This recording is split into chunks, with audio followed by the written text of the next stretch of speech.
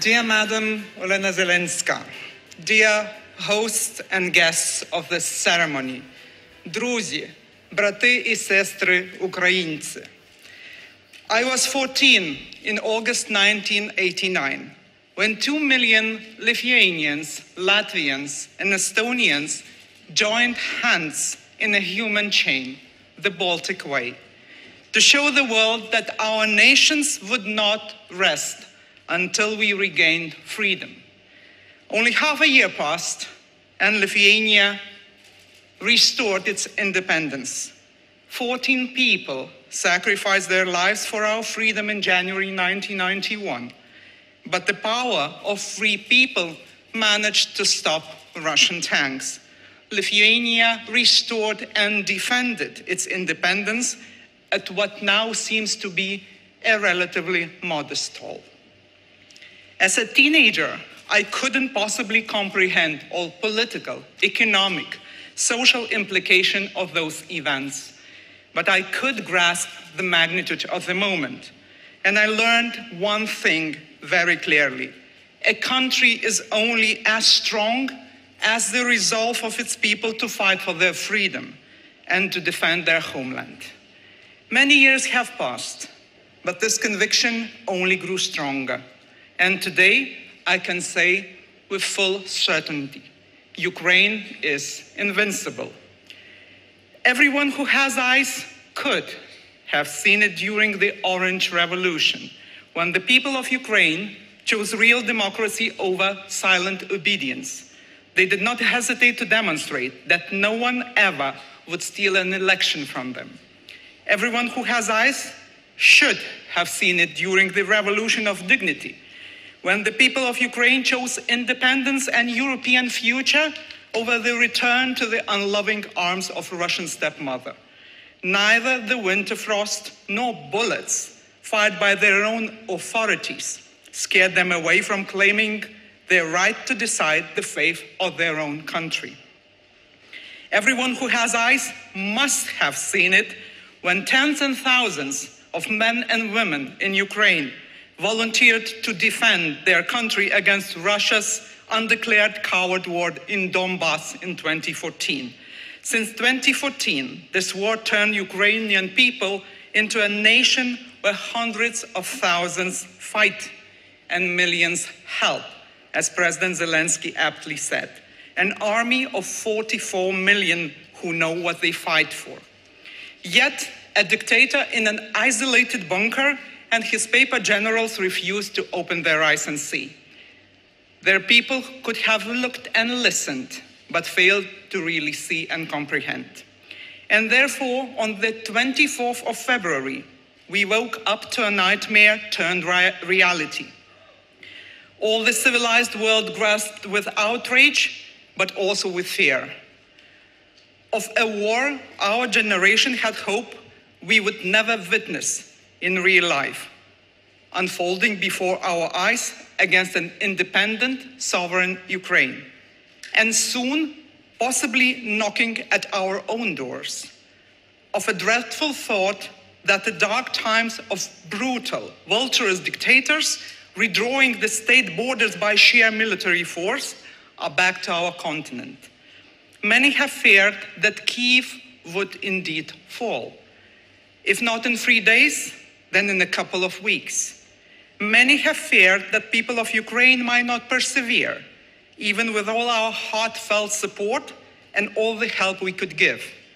But the army of 44 million did not fear. Ukraine has shown to the whole world how the second mightiest army in the world chokes on the bravery and courage of freedom-loving people.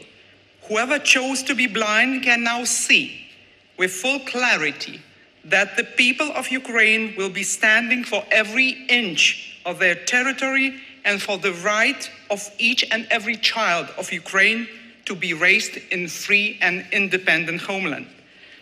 That Ukraine will win this war in the end, or else it will not be the end. Gradually, our fear paled against the admiration of the bravery and courage of the people of Ukraine. because it takes courage to take up arms and fight for your country, to give up safety abroad and return in millions to join brothers and sisters in arms in full and conscious readiness to sacrifice their life for their country.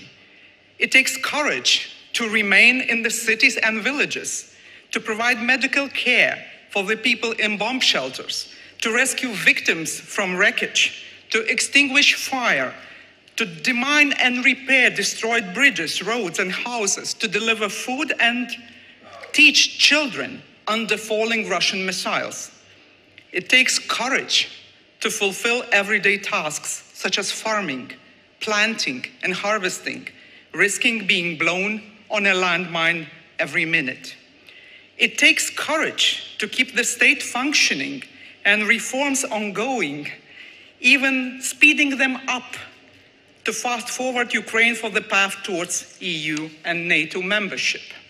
It takes courage to stay as a walking target and lead the fight, refusing the offer for a ride and asking for weapons and ammunition instead, as your husband, Madame Zelenska, did.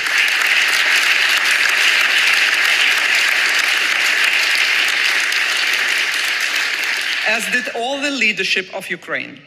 And it also takes courage to leave home to bring your children and elderly to safety, to travel thousands of kilometers, often under shelling, and to start a new, if temporary, life in a foreign country, submitting to the goodwill of complete strangers.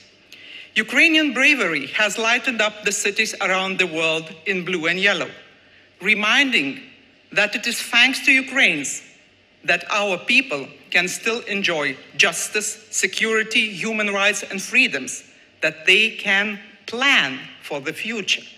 Ukrainian bravery is changing the world, making every country and every person decide on which side of the history they want to be. Ukrainian bravery makes our continent safer by giving push for political decisions long delayed due to lack of political will or ambition, such as cutting off energy dependence on Russia, increasing defense spending, or moving forward with the EU enlargement. I only pray that we in the West maintain a fraction of this courage to keep our unity and not tremble under Russia's constant bullying, energy blackmail, and nuclear saber rattling. Because it is our duty not to lose perspective at the sight of an energy bill or a prospect of falling support ratings, and keep helping Ukraine win this crucial war. I saw the power of Lithuanian people with my own eyes at the dawn of our independence. And I'm certain that people of Lithuania and my government, as well as any government they might choose in the future, will stand by the people of Ukraine until your victory and ours and beyond. Every victim of Russian aggression will be mourned. Everyone who have killed and tortured people of Ukraine in unspeakable ways will face not only God's tribunal, but also justice by an international tribunal. Every inch of Ukraine will be rebuilt better by the people of Ukraine and with the help of all governments of the civilized world and the people of goodwill around the globe. Until then, I'm honored and humbled to have this chance today applaud the bravery and courage of the people of Ukraine. I think it is only fitting and symbolic that you, Madame Zelenska, are receiving it on behalf of your nation. Because even though you might have not chosen this role, today you embody every woman of Ukraine who puts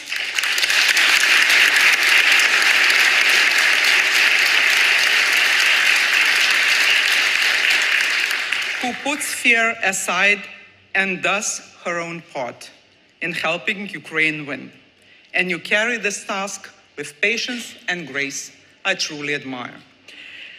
This award might be one of the many the invincible people of Ukraine will rightfully receive. But the biggest award of all, I have no doubt, will be the one of their own making, The victory of good over evil. The victory of Ukraine. Slava Ukraini. Thank you.